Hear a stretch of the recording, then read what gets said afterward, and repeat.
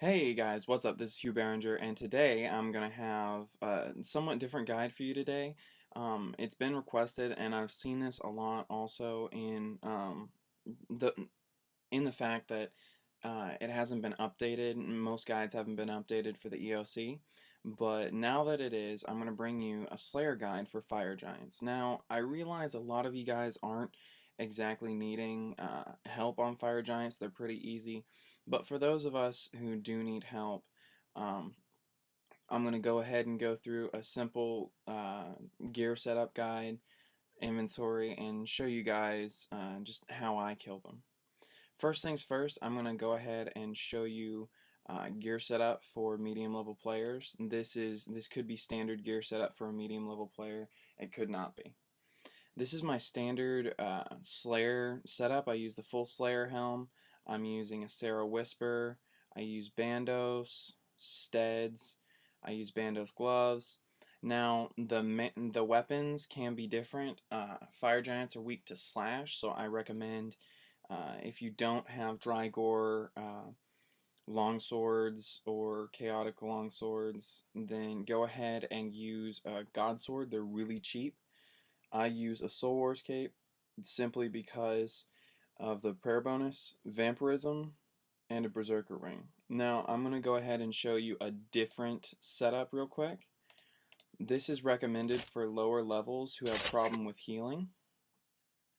And this setup right here, the full Guthans, steadfast boots, bandos gloves, Soul Wars cape, this right here will heal you a lot, and you'll also not be taking as much damage. This is really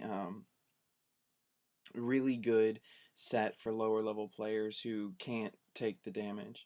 Now, for you higher level players, but you don't have enough money for Drygores, I would suggest one of these setups. You can use an Enhanced Excalibur and a Vine Whip. That works fine. It's a slash weapon. If you need help blocking, go ahead and put on a Dragonfire Shield. However, what I've been doing until I got my Drygores was using Saradomin Godsword. And this heals you and heals your prayer. So it's really good on task. But for the really rich players, I would suggest using Drygores, particularly Drygore maces, because they hit through the defense of the fire giants really well, and they also attack faster than Drygore rapiers and longswords. So you're able to get that extra 1,000 to 2,000 damage hit in on a fire giant. Now that I've shown you the gear setup, let me go ahead and show you an inventory setup. Okay guys, now that I've shown you an equipment setup, now I'm going to show you an inventory setup. Now, my inventory is based off of my level and my gear. You're going to have to adjust this with a couple more food items or a couple more prayer potions depending on your level and how comfortable you feel on this Slayer task. Now, let's take a look at the inventory. My inventory revolves around my potions. Now, I have a lot of potions here, and some of them I use a lot, and some of them I don't, depending on the task. But for this task, I use Prayer Renewals, Super Restores. I have a super set with a defense potion in there. I have teleports in case I need to get out of there. Um, I mainly use the Ring of Slaying just to see how many kills I have left. I use the Captain's Log for an easy bank. This is to get back to my dungeon, my Slayer master, and then I have a quick teleport out just in case things get a little bit hairy. I have a Bunyip to help restore health. You can use a unicorn, however, on Slayer you don't normally use unicorns. That's generally considered a waste. I have placeholders for charms. I have Bone Crusher. Now, if you have certain dungeoneering rewards with Bone Crusher, you can have pretty much unlimited prayer down there. So if you have the necklaces that restore prayer, go ahead and bring those. I have sharks here as emergency food, and also the charming imp.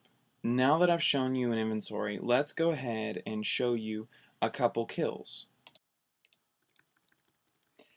Now guys, the reason why I use the chaos tunnels is because it's a lot easier for me to access and you get closer to a bank, and you're also able to uh, yeah, there are a lot of